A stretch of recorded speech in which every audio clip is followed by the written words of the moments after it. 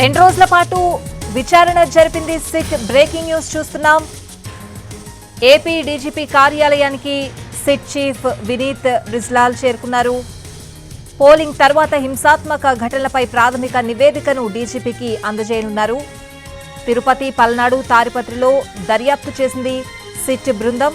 దానికి సంబంధించిన అప్డేట్స్ చూస్తున్నాం. 2 రోజుల పాటు కూడా ఈ విచారణ జరిపింది.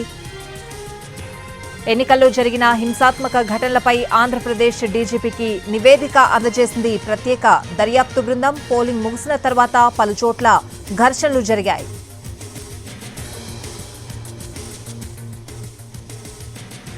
పూర్తి అప్డేట్స్ అందించడానికి మా ప్రతినిధి శ్రీకాంత్ ఫోన్ లైన్ లో ఉన్నారు. శ్రీకాంత్, ఏపీలో పోలింగ్ అనంతరం జరిగినటువంటి హింసాత్మక ఘటనల మీద పూర్తి స్థాయి విచారణ చేయడానికి ఏర్పాటు చేసిన సిట్ బృందం అయితే తన నివేదికను 2 రోజుల పాటు కూడా అటు పల్నాడు గాని ఇటు చంద్రగిరి, తాడిపత్రి ప్రాంతాల్లో విచారణ జరిపింది. ఆ విచారణకు సంబంధించిన పూర్తి స్థాయి నివేదికను సిట్ చీఫ్ గా ఉన్నటువంటి వినీత్ బ్రిజ్లాల్ అయితే డీజీపీకి అయితే కొద్దిసేపటి క్రితమే ఆయన కార్యాలయానికి కూడా చేరుకొని ఆ నివేదికను అయితే ఇవ్వబోతున్నారు. ఇది ప్రాథమిక నివేదికగా కూడా వినీత్ బ్రిజ్లాల్ కూడా చెప్తున్నారు. పూర్తి స్థాయి నివేదికకు సంబంధించి ఇంకా కూడా పూర్తి స్థాయి విచారణ అయితే కొన్ని రోజులు జరిపే అవకాశం ఉంది. మొత్తం జరిగిన హింసాత్మక ఘటనల మీద కూడా పూర్తి స్థాయి లోతైన సమగ్ర విచారణ కూడా జరుపుతున్నట్టుగా కూడా ఆయన ఆఫ్ ద రికార్డ్ గా కూడా చెప్తున్న నేపథ్యంలో ప్రస్తుతం ఈ రోజు ఇచ్చిన ప్రాథమిక నివేదికలో ఏ కేసులు అదనంగా నమోదు చేస్తున్నామనే అంశాలతో పాటుగా ఎక్కడెక్కడ అదనపు సెక్షన్లు కూడా యాడ్ చేస్తున్నామనే అంశాల మీద కూడా ఆయన పూర్తి స్థాయిలో ఆ ప్రాథమిక నివేదికలో డీజీపీకి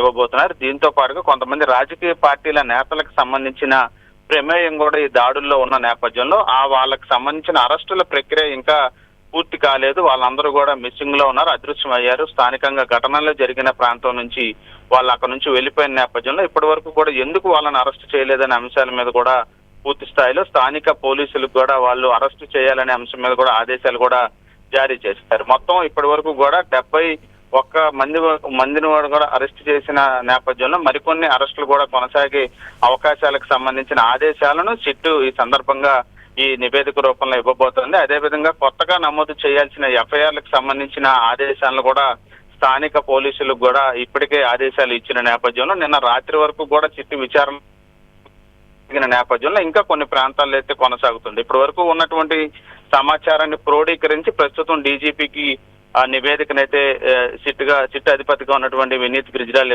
ఇవ్వబోతున్నారు. ఇక అదే విధంగా మిగతా రోజుల్లో కూడా ఈ నివేదికకు సంబంధించిన విచారణ అయితే కొనసాగుతూ ఉంటుందని కూడా చెప్పడం జరిగింది. దీనికి సంబంధించిన అఫీషియల్ గా మీడియాకు సంబంధించిన ప్రెస్ బ్రీఫింగ్ నోట్ కూడా కొద్దిసేపట్లో విడుదలయ్యే అవకాశం కూడా ఉన్న నేపథ్యంలో కొత్త కేసులు ఎక్కడెక్కడ నమోదు చేయబోతున్నారు, ఎంతమందిని కొత్తగా నిందితులుగా చేర్చబోతున్నారనే అంశం అయితే ఇప్పుడు కీలకంగా మారింది. అరెస్టులకు సంబంధించి ఏమన్నా పర్టికులర్ గా దీని మీద ఏమన్నా ఒక ఆదేశాలు కూడా ఈ నివేదికలో ఏమన్నా అందిస్తారా అనేది కూడా మనకి అఫీషియల్ గా వచ్చే మీడియా ప్రెస్ నోట్ లో అయితే తెలియబోతా ఉంది. ఇక 2 రోజుల్లోనే ఈ విచారణ సిట్ పూర్తి చేసి నివేదిక ఇవ్వాలని ఈసీ ఆదేశించిన నేపథ్యంలో దాని గడువు నిన్నటితోనే ముగిసిన కారణంగా నిన్న రాత్రి వరకు అయితే విచారణ కొనసాగింది. ఇవాళ అందుకనే ఆ సిట్ చీఫ్ వినీత్ బ్రిజ్లాల్ కూడా ప్రాథమిక నివేదికనైతే డీజీపీకి అందించినట్టుగా మనకు తెలుస్తుంది. పూర్తి స్థాయి నివేదిక రావడానికి కొంత సమయం పట్టే అవకాశాలు ఉన్నట్టుగా అయితే మనకి అర్థమవుతాం.